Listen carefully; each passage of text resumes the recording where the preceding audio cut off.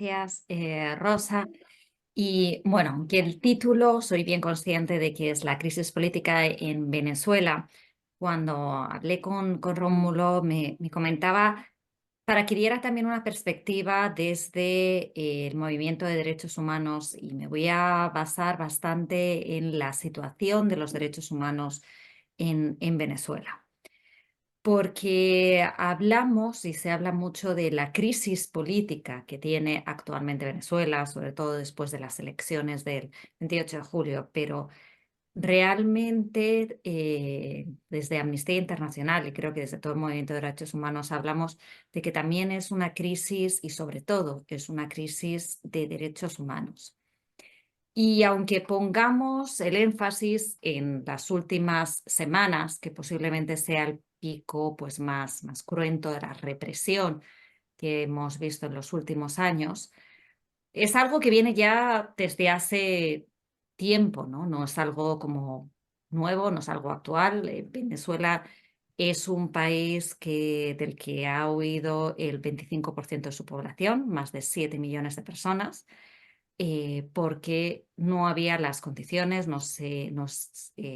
había los derechos, incluyendo económicos, sociales y culturales también, quiero decir, que garantizasen, ¿no?, el que pudieran vivir ahí pues todas estas personas. Y además, recordemos que no han salido en una situación especialmente fácil. Han salido en situaciones muy complejas en las que durante la ruta han tenido muchísimos ataques, han sido víctimas del crimen organizado, de grupos armados, eh, para llegar a rutas como la que ha venido hacia Perú. Más peligrosa todavía es la ruta que están siguiendo ahora de Darién para ir hacia Estados Unidos. Entonces, situaciones realmente muy críticas, ¿no? Que nos hacen plantearnos sobre la situación que se vive en Venezuela. No voy a centrarme mucho, luego si quieren podemos discutirlo más en el debate sobre un poco las elecciones, sobre bueno, lo que ha sido también lo que ha arrojado tanto el panel de expertos de Naciones Unidas como el Centro Carter o la propia oposición. Pero me voy a centrar más bien de la represión que hubo después, a partir del 29, porque frente a la salida masiva de protestas, la reacción que han tenido las autoridades, la reacción que han tenido las Fuerzas Armadas ha sido una reacción de una fuerte represión que ha dejado, entre otras cosas, entre otras muchas violaciones de derechos humanos, cerca de 25 personas asesinadas debido al uso ilegal de la fuerza y especialmente letal, tanto por fuerzas del orden como por los llamados colectivos, ¿no? Estas fuerzas vinculadas, grupos armados, ¿no?, progubernamentales, que utilizan también la fuerza letal y la fuerza, por supuesto, letal excesiva, seguridad no uniformada, pero que todo el mundo conoce en Venezuela, que se conoce desde las protestas. Pero también podemos hablar de todas las detenciones arbitrarias por motivos políticos que ya venían dándose desde hace un tiempo, pero que podemos mencionar que han sido entre 1.800 y 2.000 detenciones arbitrarias por motivos políticos. Y lo que más queremos destacar en estos momentos es estas detenciones arbitrarias entre grupos muy vulnerables, ¿no? Estamos hablando de 129, al menos del reporte que tenemos, 129 adolescentes entre 12 y 17 años. Algunos de ellos precedido, ¿no? O sea, que han sido detenciones que han terminado siendo desaparición forzada porque durante varios días no estaban incomunicados o, por ejemplo, tenemos reportes de un joven de 15 años que su madre no sabía, durante varios días sabía que había sido detenido, pero no sabía dónde le habían llevado, ¿no? También hablamos de defensores de derechos humanos. Luego me voy a extender un poquito más de la situación de los defensores de derechos humanos porque es algo que ha cambiado en el último tiempo. Eh,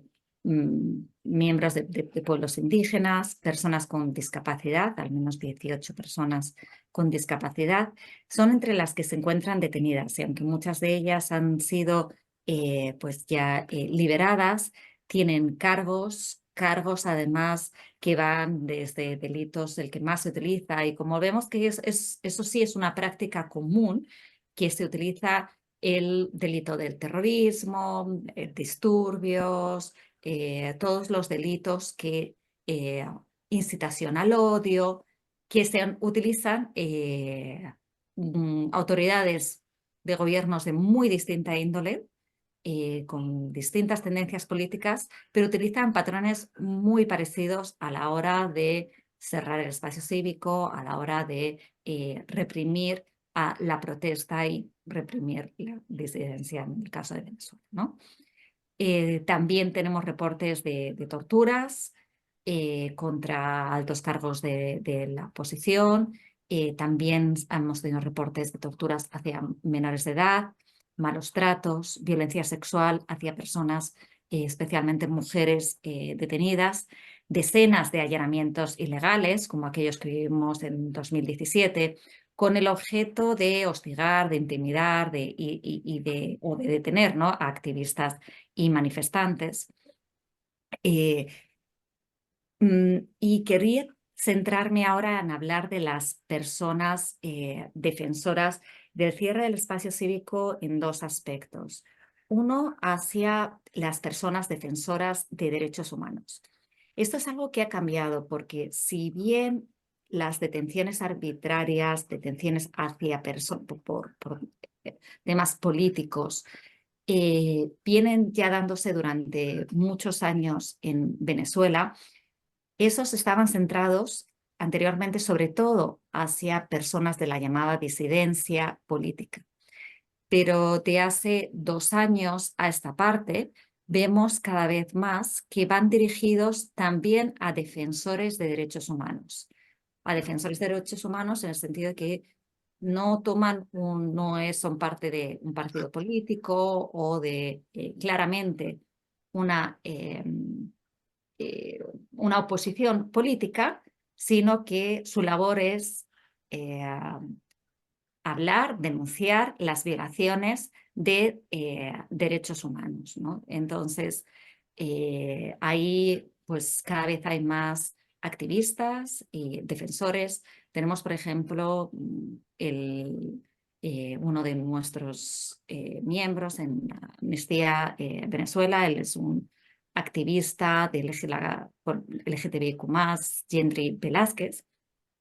que fue detenido y su pasaporte cancelado cuando iba a salir hacia Ginebra para hablar ante el Comité contra la Discriminación de Naciones Unidas. Es algo que también estamos viendo, no es el único caso de personas, de defensores de derechos humanos, que cuando salen del país o cuando van a salir del país para ir a un evento o a algún espacio para hablar sobre la situación de los derechos humanos, se cancela su pasaporte y son detenidos. Y también quiero hablar, y especialmente en este foro, ¿no?, en la ANC, de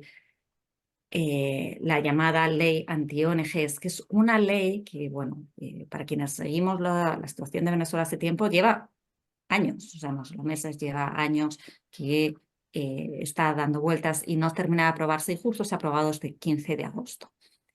Esa ley anti-ONGs llama mucho la atención el que sea muy parecida a la aprobada recientemente también en Paraguay, un gobierno de índole político opuesto, diríamos, muy parecida a la ley APSI que tenemos ahora mismo discutiendo en el Congreso, que sobre todo lo que se caracteriza es por no tener unos parámetros claros, por dar lugar a posibles arbitrariedades, a que no haya un marco jurídico, sino que dé lugar a posiciones como la que ha podido ocurrir, ¿no?, en Nicaragua, en la cual pues de un solo día pueda, bueno, un solo día o en un momento, más de 1.500 organizaciones han dejado de tener entidad jurídica, ¿no? Entonces, eso mismo es algo que podría ocurrir en Venezuela y que se utiliza como arma para callar, especialmente cuando hay críticas en derechos humanos, como se ha querido utilizar pues, en Paraguay, o posiblemente se querría utilizar aquí desde lo que hemos sacado muchas organizaciones de los posibles problemas. Bueno, esto es entonces, como comento, una crisis dentro de la crisis, difícil,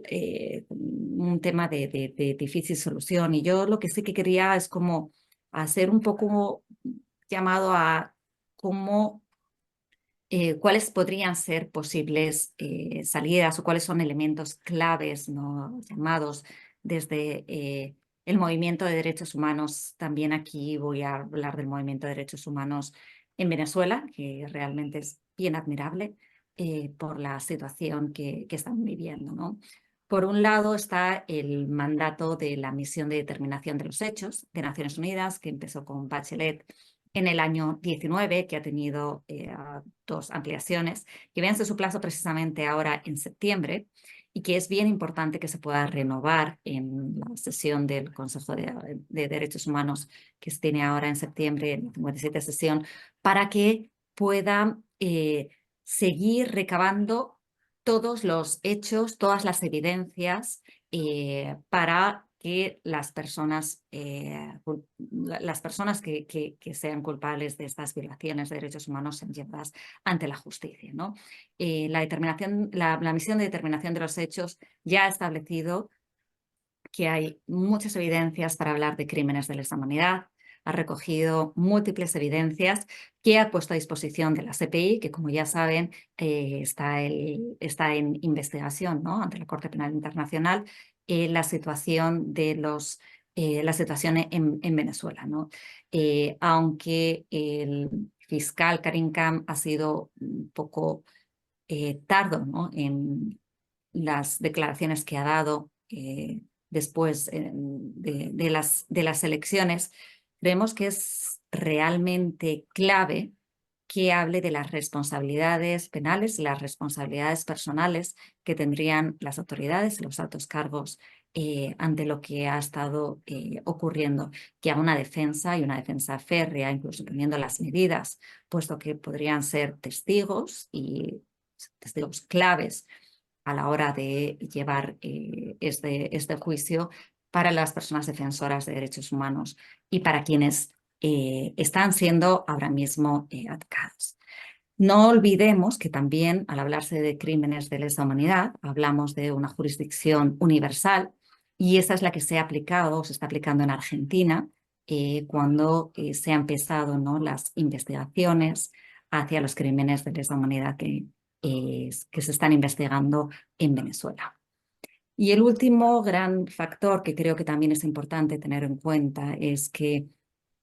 es la necesidad de activar la solidaridad internacional para los defensores de derechos humanos en especial, ¿no? Porque, bueno, de hecho, la propia defensa que hubo sobre Gendry, pues ha hecho que se le liberado muchas personas también,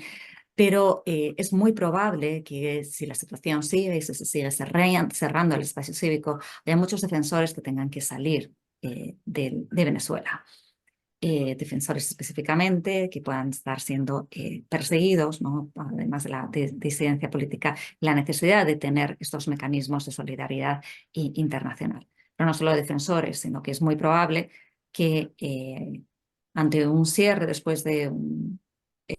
momento también de esperanza, ¿no?, de cierto cambio, haya también un porcentaje importante de la población que decida, que todavía vive en Venezuela, y que decida salir de Venezuela. Ante el cierre de las fronteras cada vez más fuertes por parte de los países de la región, por parte de países que quieren, o que han dicho que quieren, apoyar a la situación de Venezuela, países que han sido como más fuertes, como Perú o propio Paraguay o Estados Unidos en sus declaraciones, países como Colombia, Brasil, sin embargo, cierran las fronteras cuando hay personas venezolanas que quieren ir a vivir a sus países, ¿no? Entonces, también la necesidad de establecer medidas de acogida para las personas que huyen que huyen también muchas de ellas de la persecución. Porque creo que es importante que no olvidemos que esta crisis no puede tener una salida si no es respetando los derechos humanos. Y en ese sentido es importante que las personas que han sido detenidas por motivos políticos sean liberadas, que aquellas personas que han sido víctimas de tortura, de ejecuciones extrajudiciales, sus familiares puedan tener acceso a justicia y a reparación, que todos aquellos millones de venezolanos, venezolanas que han huido del país puedan tener unos derechos mínimos económicos, sociales, para poder regresar de una manera segura, ¿no? Entonces, ahí es desde el enfoque que tendría que tener esta crisis. Y lo dejo ya para entrar también en la conversación y ver un poco cuál es también el interés de la conversación. Gracias.